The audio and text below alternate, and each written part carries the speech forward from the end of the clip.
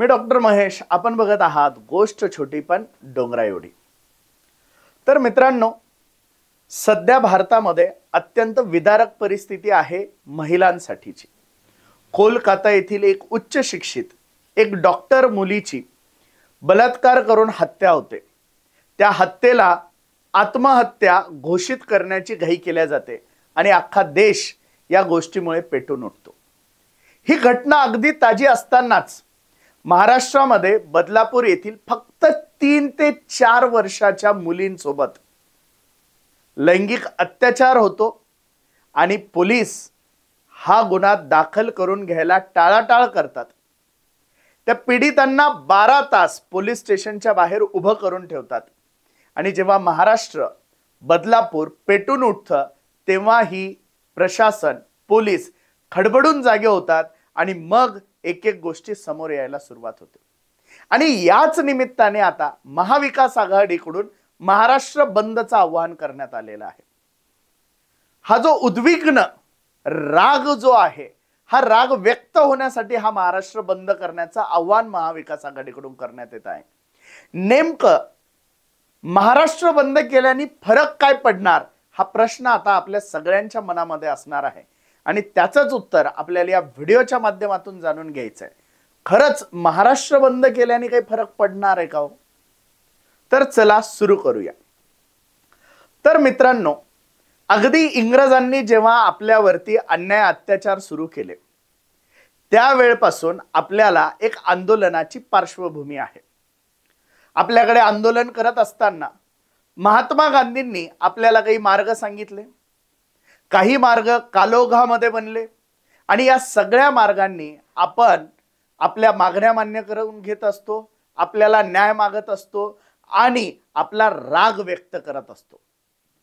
एकूणच काय तर कुठल्याही आंदोलनामध्ये जेव्हा चक्का जाम असेल, रास्ता रोको असेल, जेल भरो असेल आणि शेवटी बंद का होईना असेल, हे सगळे आंदोलनाचे मार्ग हे काही ना काही न्याय मिळवण्यासाठी असतात किंवा कुठला तरी निषेध व्यक्त करण्यासाठी असतात.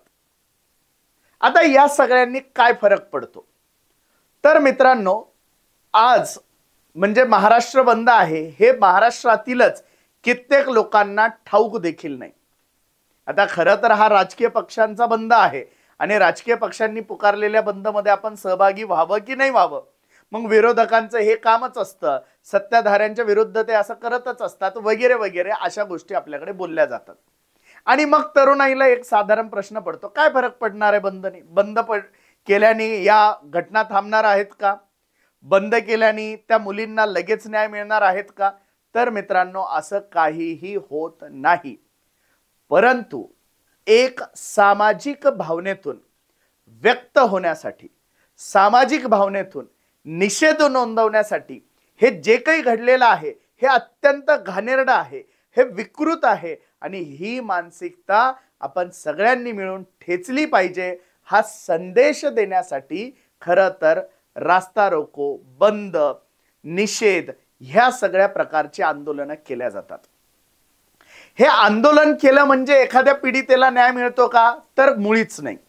हे आंदोलन केलं म्हणजे लगेच न्याय मिळणार आहे का? मुळीच नाही. परंतु हे आंदोलन केल्यामुळे जनभावनेचा एक आदर निर्माण होतो. या जनभावनेच्या आक्रोशाचा एक दबाव सरकारवरती निर्माण होतो.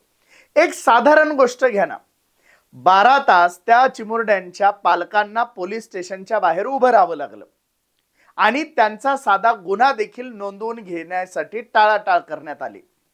परंतु जेव्हा हेच लोक रस्त्यावरती उतरले तेव्हा त्या शाळेतल्या मुख्याध्यापकांसहित कित्येक कर्मचारी निलंबित झाले, पोलीस अधिकारी निलंबित झाले आणि त्याच्यानंतर कित्येक चौकशा समित्या, SIT या सगळ्यांचा फास निर्माण झाला. मग याला या आंदोलनाचं यश म्हणता येणार नाही का? आणि जर ते बदलापूरकर जर त्या चिमुरडींसाठी जर त्या दिवशी रस्त्यावर उतरले नसते तर कदाचित त्या चिमुरड्यांच्या पालकांना अशीच ससे होलपट सहन करावी लागली असती. म्हणून एखाद्या पीडितेच्या बाजूने आम्ही ठामपणे उभं आहोत हा संदेश देण्यासाठी ही आंदोलनं असतात. आणि या आंदोलनांमध्ये आपण सहभागी व्हावं की नाही व्हावं हा जरी ज्याचा त्याचा प्रश्न असेल तरी हा प्रकार हा अत्यंत संवेदनशील प्रकार आहे. कुठल्या पक्षाने हे आंदोलन पुकारलेलं आहे याला शून्य महत्व आहे. हे आंदोलन तुमच्या आमच्या घरामध्ये वावरणाऱ्या माता भगिनी चिमुरड्यांच्या न्यायाचा विषय आहे आणि म्हणून अशा प्रकारच्या आंदोलनांमध्ये एक जनभावना म्हणून, एक जनमानस म्हणून, एक आक्रोश म्हणून, एक निषेध म्हणून आपण याच्यामध्ये सहभागी व्हायला हवं असं मला इथे वाटतं. त्यामुळे महाराष्ट्र बंदनी काय फरक पडणार आहे असं विचारणाऱ्यांना समजावून सांगा. त्यांना हा व्हिडिओ नक्की शेअर करा की भाऊ महाराष्ट्र बंदनी आपला आक्रोश सरकारच्या कानापर्यंत पोहोचतो.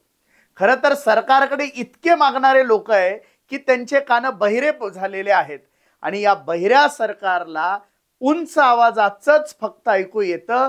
तो उंच आवाज हा जनमानसातून निघत असतो, या आक्रोशातून निघत असतो, या आंदोलनांमधून निघत असतो आणि म्हणून सरकारचं डोकं ठिकाण्यावर आणण्यासाठी हे आंदोलन असतात. मग हे सरकारच्या विरोधातच असतात का? तर मुळीच नाही. सरकारला विरोध म्हणून असतात का? तर मुळीच नाही.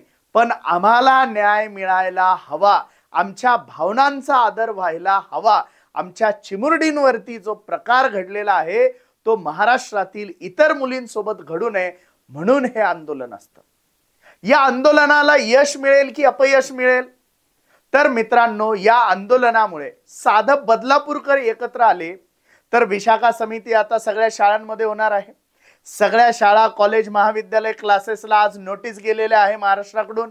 सगळ्यांचे सीसीटीव्ही तपासले जाणार आहे. मग हे या आंदोलनाचं यश नाही तर काय आहे? याचाच अर्थ या सगळ्या गोष्टी जर कडेकोट झाल्या, या गोष्टींची जरब जर लोकांवरती बसली तर कित्येक संधी साधूंना संधी न मिळाल्यामुळे की होईना पण आपल्या आया बहिणी या सुरक्षित राहतील असं या निमित्ताने वाटतं. जर मित्रांनो हा व्हिडिओ तुम्हाला आवडला असेल आणि तुमच्या आजूबाजूला जर कोणी प्रश्न उपस्थित करत असेल की बंदने काय फरक पडतोय तर त्याच्यासाठी हा व्हिडिओ लाईक आणि शेअर जरूर करा. आणि अजूनही जर आपण आमचं हे चॅनल जर सबस्क्राईब केलं नसेल तर या चॅनलला नक्की सबस्क्राईब करा. धन्यवाद.